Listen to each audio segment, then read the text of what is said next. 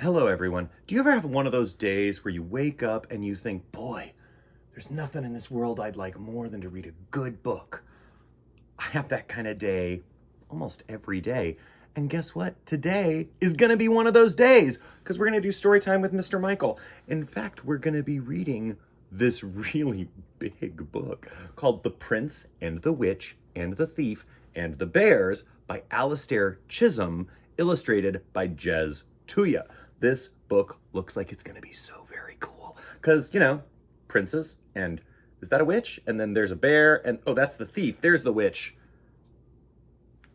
Want to find out what's inside? I sure do. The Prince and the Witch and the Thief and the Bears by Alastair Chisholm, illustrated by Tuya. What kind of story shall we have tonight? Asked Dad as he tucked Jamie into bed one evening. A made-up one, said Jamie, with a prince and a bear and a witch and more bears. All right, said Dad. Why not?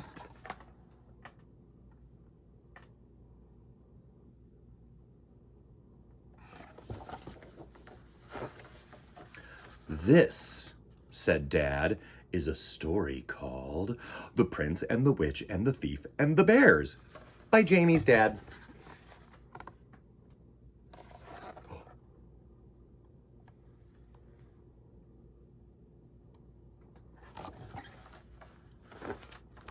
Once upon a time, said Dad, there lived a valiant prince. He was brave and a noble prince, and he lived in a far-off kingdom where he... How far off? Asked Jamie.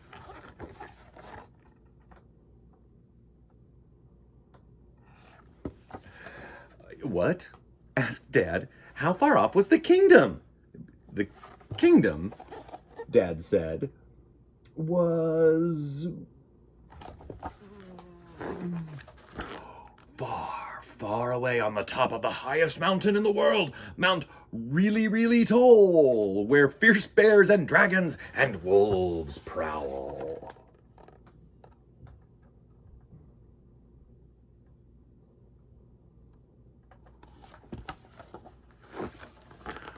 How fierce were the bears? Asked Jamie. Very fierce, said Dad, enormous and shaggy, with thick, matted hair and vicious claws as big as your head.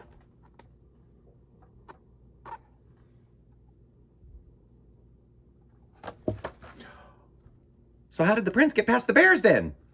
He climbed down the cliffside where the bears couldn't reach, said Dad.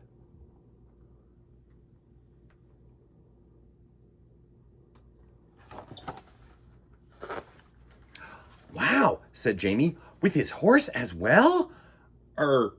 Yes, said Dad. He carried his horse on his back. Wow, he was very strong, said Dad.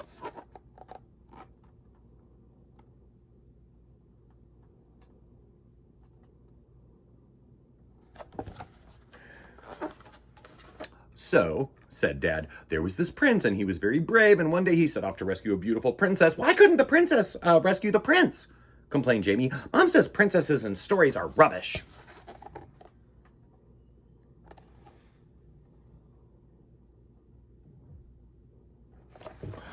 Well, in this story, it's the prince. I want it to be the princess, said Jamie.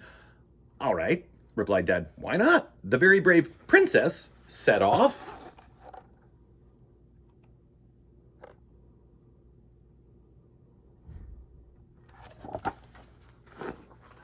No, actually, I want the prince, said Jamie. The prince, exclaimed Dad, set off to rescue the princess.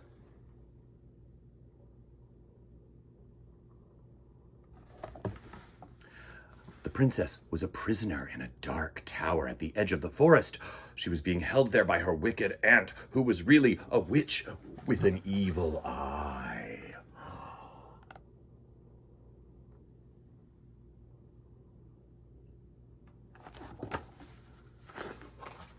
How evil? So evil that it could turn you into stone, said Dad. Or jello? Asked Jamie. No, stone. But maybe jello sometimes? Well, okay, sometime, said Dad. Good, said Jamie. I like jello.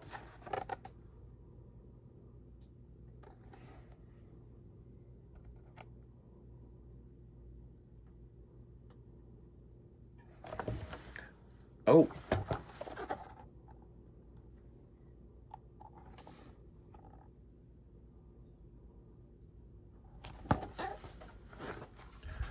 The witch had locked the princess up in the tower. Why did she do that? She did it to set a trap for the prince. The witch hated the prince because he'd laughed at her only friend.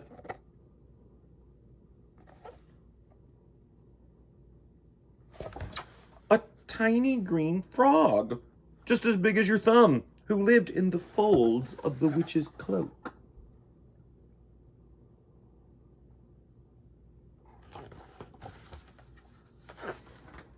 And so it was that the prince rode for many miles until he reached the tower, a terrible, awful place called Castle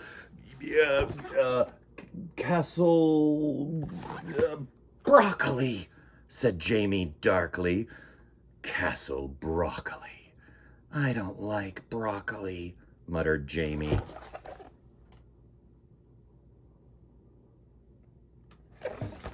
At the top of the disgusting, hideous Castle Broccoli, the prince looked for the princess, but before he could rescue her,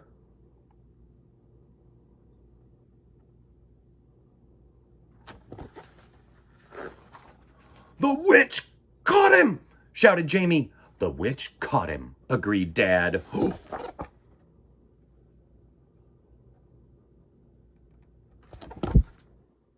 And they had a fight, shouted Jamie. And they had a fight, agreed Dad.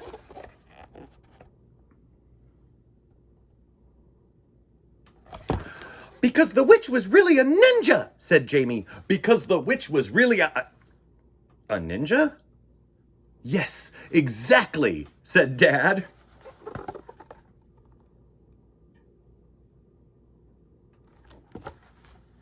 The witch, who was really a ninja, attacked the prince with a mighty leaping kick.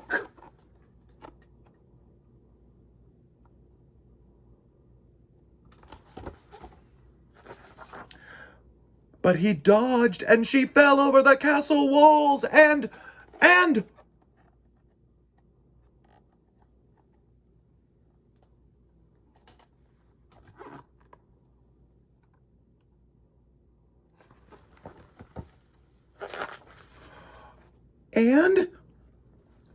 was eaten by the bears, said Dad dramatically. Oh, said Jamie.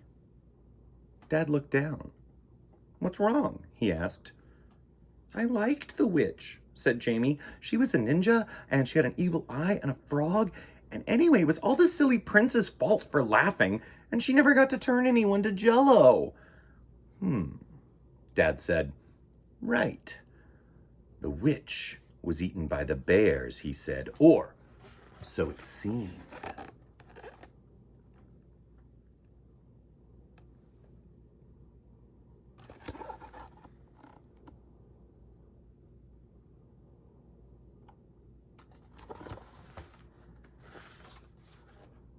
But at the last minute, the princess, who was secretly a famous jewel thief called Fingers Malloy, picked the lock of her cell, ran to the wall, threw down a grappling rope, and caught the witch. Yay!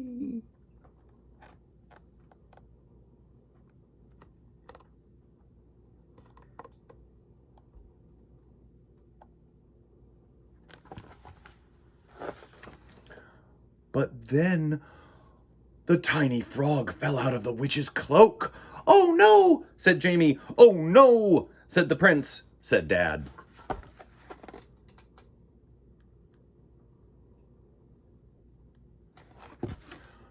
The witch grabbed the frog and the princess, and the prince heaved her back up.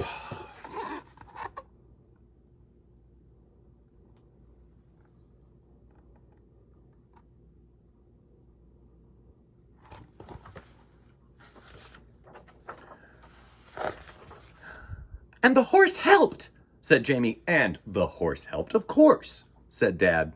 Together, they pulled the witch and her frog back up to the top of the castle and to safety. Hooray!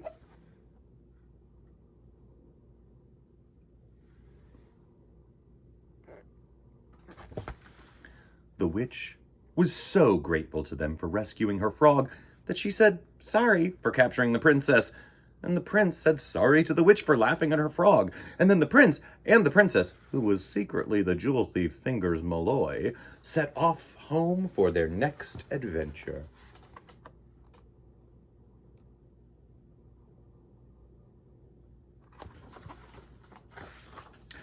As night fell and the stars twinkled over the land of Mount Really, Really Tall, the witch tucked the frog back into the folds of her cloak, where it was nice and warm.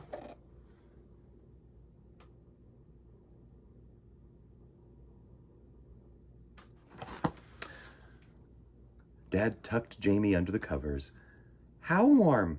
asked Jamie, blinking sleepily. "As warm," said Dad, "as a very lovely warm bug, snuggled up in a rug with a hug from his dad, who loves him." "How much?" murmured Jamie. "As much," whispered Dad softly, "as your daddy loves you." "Daddy," whispered Jamie. "Yes?" "What about the bears?" "Don't worry," said Dad. "We'll find out about them tomorrow."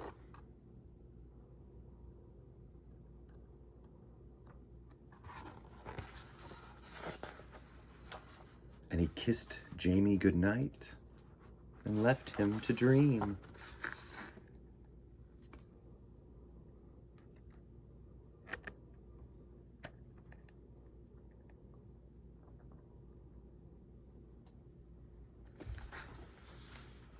The end. Well, Jamie and his dad sure told a really cool story, didn't they? Now, at first, Jamie asked Jamie's dad to tell the story, but Jamie kept throwing in ideas and Jamie's dad liked him, and so they became part of the story. At the very beginning, when Dad asks what kind of story he wanted, the first thing Jamie says is, "A made-up one." Of course, he said it like this, "A made-up one." But he said a made-up one. You can make up stories too. Did you know all stories are made up? Why don't you make up some stories? Maybe you'll want to tell them to your best friends. Maybe you'll want to tell them to your parents. Maybe you got brothers and sisters you can tell them to. Maybe you got a pet frog you stuck in a little pocket on your cloak and you can tell your pet frog. Maybe you'll write them down in a book. And someday I'll get to read it on Storytime with Mr. Michael. Wouldn't that be amazing? I would love to hear about your book ideas. Everybody, thank you so much.